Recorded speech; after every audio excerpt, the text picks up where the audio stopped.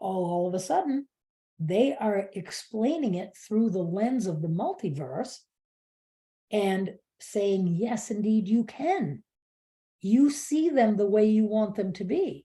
Because I used the example in the video, which it was always hard for me to understand. If we understand the truth of the law of attraction, which I absolutely do, I didn't understand Michael's success because my Michael is a worrier. He worries and frets about everything. He sees his glass is half empty. He sees the most catastrophic outcome in everything that he can do. But he does that with his true heart's intention is, if I worry really, really hard, if I do my due diligence, I'm going to keep my clan safe. That's how it's an umbrella of protection, my worrying. If I let up on my worrying, something bad's going to happen. That's his true core belief. So I always, and we live this beautiful life, right? So I could reconcile myself because I said, well, it must be that because his true in his heart belief is that if I do this, this good thing is going to happen. That's the overriding energy. And so then he's attracting the good life that we have. But what came through was in this video, right around the time, so about 15, 18, I don't know now, honestly, how many years ago now, my husband ended up having 2 back surgeries, one right after another. The first one said, you're going to be perfect. You can go right back to work. The second one said, keep doing this work. You're going to be in a wheelchair. So from one day to the next, we go from living the kind of life we live with the kind of money we have right now to Michael being done work. And this is 20 years ago. We're not ready for retirement. And so we're living on my $30,000 a year income from being a school teacher. And we've got the bills and the lifestyle of his money, right? And he was in excruciating pain, debilitating, excruciating pain. He was on the couch all the time. He could not move. He was waiting for his second back surgery. And he sold his business, stepped up completely, just washed his hands of his business. And so he had all of that. I'm nothing. I'm not a man. I'm not providing. His whole identity was in being the manly man that he is. So we have all, I mean, our life, it was just horrid for a little while. That is when I found the law of attraction. It's when I found Abraham Hicks. And I started to learn to control my mind. And I saw Michael well. I saw us living a vital, happy life. I saw abundance. I saw money coming to us in lots and lots of different ways. And I just like a dog with a bone, I started to create. I wrote it. I never did a vision board, but I'm a very powerful thinker. And I just, when a bad thought would come in, I would just see Michael up doing this or going and doing that. I'd see him on a snow sled in my mind. I'd see him riding a four-wheeler. I wouldn't let the idea that I was in my 40s and going to be dressing my husband's feet for the rest of his life. I just wouldn't entertain that idea. I just kept believing that better days were coming. Better days, whatever they are, better days are coming. And better days are here.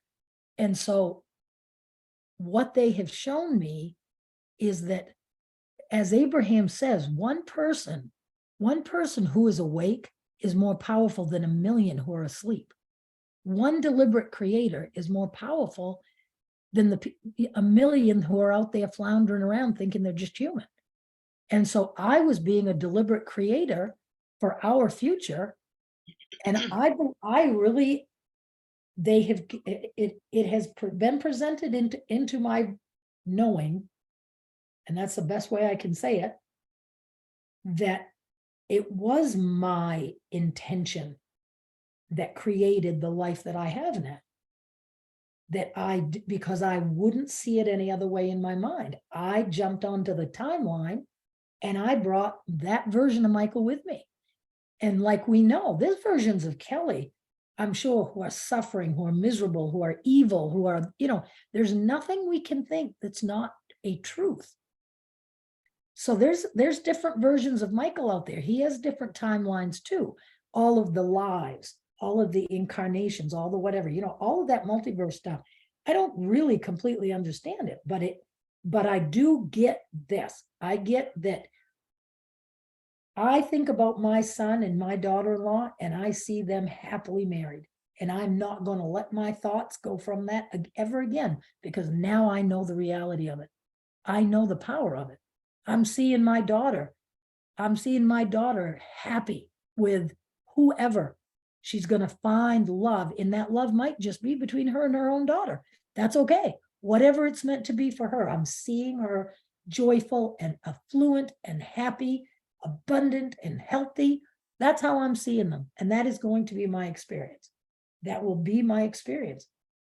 This is exactly what Sarah Landon's team was trying. That was the beginning of this opening in my mind. And it's what they said.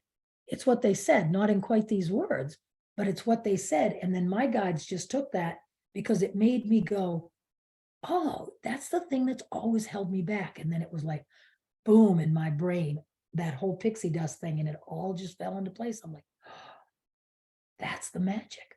That's the magic. It is that knowing that it's how we see it. And we're not limited by pre-birth agreements, and we're not limited by not being able to create for other people. Because I would say, the weather's going to be perfect tomorrow, but then my Christian girl head would be like, but the farmers might need rain, and I want this for them and that for this. I want everybody to get what they all want. And if everybody else gets what they want, then maybe Kelly can't have what she wants. That's the old kind of thinking. Now I know that there's the timeline for all of us where we're getting it all, and we just have to line up with it. And it's just, they have shown me in the last weeks, this is just getting clearer and clearer in my mind. It goes right back to my second book, Establishing Your Frequency. They are waiting for us to get into that vibrational space where we create just a sliver for them to sneak the magic in. They're just waiting for us to do that, to find that place of awesomeness. And that's where that magic can come in. And it's up to us to figure out how, and that's when all the tips, tricks, and hacks comes in. That's when that comes in. Learning to conquer and allow and love our egoic mind for what it is meant to be, and learning to work with it and create what we want. That's a lot, isn't it?